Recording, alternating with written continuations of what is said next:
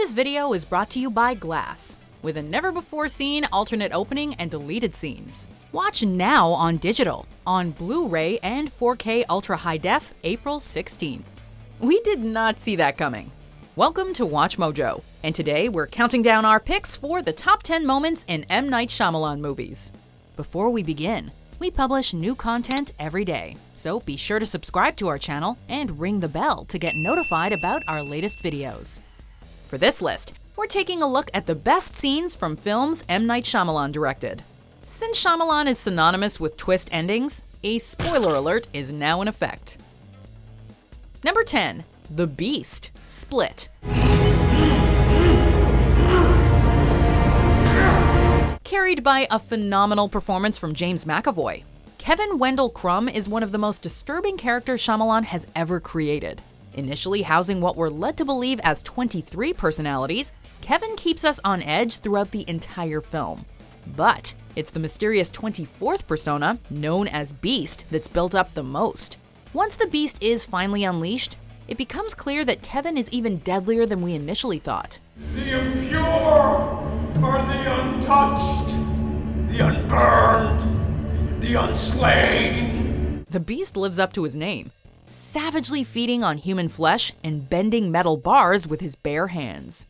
Even after the captive Casey shoots the Beast multiple times, there is no stopping him. When the Beast sees Casey's scars, however, he's given a window into the abusive life she's endured, and thus deems his prisoner too pure to slaughter. Your heart is pure.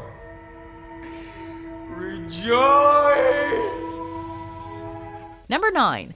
The Construction Workers, The Happening. We have a major accident at the south side of the building. We'll need an ambulance. Although this film earned Shyamalan some of the worst reviews of his career, it's admittedly not without some legitimately harrowing and inspired imagery. The most unsettling moments are at the beginning, as New Yorkers start committing suicide for seemingly no apparent reason. At a construction site, it's another ordinary day, until a worker plummets onto a pile of rubble. What appears to be a freak accident turns out to be something much more contagious. As the mangled worker twitches in agony, another person falls, followed by another and then another. Looking up, we see pretty much the entire crew dropping like flies. It's a visual that sticks with you, exemplifying how an ordinary day can suddenly escalate into your last. God in heaven. Number 8. David Dunn becomes the Overseer, Unbreakable. Go to where people are. For many viewers, the biggest twist in Unbreakable is that it turned out to be a superhero movie. While still a thriller at its core, the film slowly evolves into something more akin to a graphic novel. The same can be said about David Dunn, who is in denial about his superpowers at first, but eventually comes to accept his destiny. Draped in green, David crosses paths with several wrongdoers, although the standout is a murderous janitor in orange. Following the janitor back to the house he's invaded, David falls into a pool and nearly drowns. With some assistance from the captive children, however, David ultimately comes out on top in a final confrontation that balances gritty thrills with comic book colors. Number 7. Those Aren't Your Grandparents, The Visit. Mom? Yeah? Mom, you need to come and get us right now. After experimenting with a couple of projects outside the horror and thriller genres, Shyamalan returned to his roots in The Visit. This was still kind of uncharted territory for Shyamalan though, as it was his first found footage film, and to a certain extent, his first comedy. For much of the film, we aren't sure if Becca and Tyler's grandparents are just quirky or dangerously insane. In the end, it turns out they aren't their grandparents at all. Skyping with their mother, it dawns on the family that the children have been staying with complete strangers this whole time. Those aren't your grandparents. This reveal is not only alarming, but also works as an unexpected comedic payoff. In that sense, it's a hysterical moment in more ways than one. What are you guys doing? Number 6. Those We Don't Speak Of, The Village. Lucius.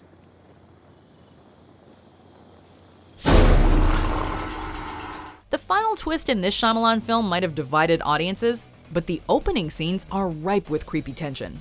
Taking place in a village where people aren't allowed to venture beyond the woods, the curious Lucius breaks the rules and steps out of bounds. This draws unwanted attention from the hooded woodland creatures, who plague the village one night. Panic breaks out across the community, with people seeking refuge under floorboards. We're only given a glimpse of the creatures draped in red as they leave marks on the front doors. the blind Ivy refuses to seek shelter without Lucius, who takes her hand just as a creature emerges.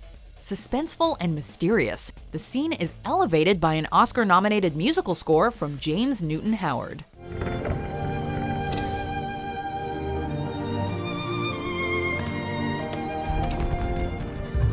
Number 5. Aliens in the Basement. Signs. What's happening out there? When it comes to Shyamalan, less is usually more. The aliens are rarely seen in Signs, but you can always feel their ominous presence. When they invade the Hess farm in the climax, the family appears to be safe in the basement. Lulled into a false sense of security, the viewer gasps in horror as a hand reaches out of a chute and grabs Morgan. What? Although they prevent the alien from getting in, Morgan suffers an asthma attack with his medicine upstairs. In what's possibly the most powerful scene in the film, Graham holds Morgan close and tries to comfort him. Wrestling with his fear and faith, the former priest manages to calm his son, allowing us all to let out a sigh of relief. We're the same. We're the same. Number 4. Part of a bigger universe. Split. We are what we believe we are. At first, it looked like the big twist in Split is that Kevin possesses supernatural abilities. Just before the credits start rolling, though, Shyamalan delivers a second twist that made us see the entire movie in a whole new light. Cutting to a diner, customers watch a news report that refers to Kevin as the Horde. One patron is quick to draw parallels between Kevin and a guy in a wheelchair who earned a similar supervillain nickname. Sitting next to her is none other than David Dunn, who confirms the person she's talking about is Mr. Glass. Maybe gave him a funny name, too. What was it? Mr. Glass. For those who'd waited over a decade and a half to see a continuation of Unbreakable, there is little doubt that you cheered and applauded in the movie theater. Number 3. They Called Me Mr. Glass. Unbreakable. I think this is where we shake hands. It's only fitting that we transition from the ingenious ending of Split to the shocking twist in Unbreakable. A hero can't exist without an arch-nemesis. At least that's the comic book logic Elijah Price abides by. Determined to find his polar opposite, Elijah caused a series of accidents that inevitably brought him to David Dunn. Once David answers the call of heroism, Elijah drops the bombshell. He was the villain this whole time, killing innocent people to give himself a purpose in the grand scheme of things. In a comic, you know how you can tell who the arch villain's going to be? He's the exact opposite of the hero. In addition to being a jaw-dropping revelation, Elijah's closing monologue is laced with fascinating and frightening philosophy.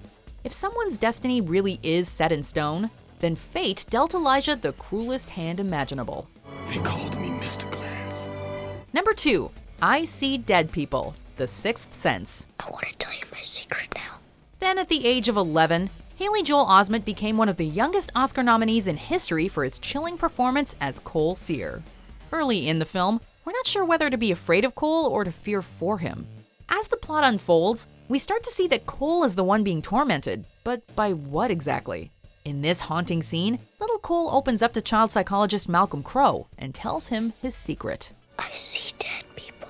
These 4 words have forever cemented their place in popular culture, even meriting a spot on the American Film Institute's 100 Years, 100 Movie Quotes. Listening to Cole talk about his sixth sense, the audience just wants to crawl under a blanket and hide. How often do you see them? All the time. Before we get to our top pick, here are some honorable mentions.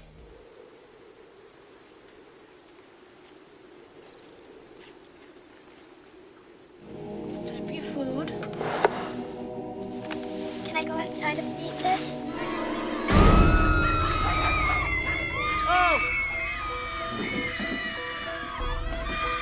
Pardon me, sir. I think you have the wrong car.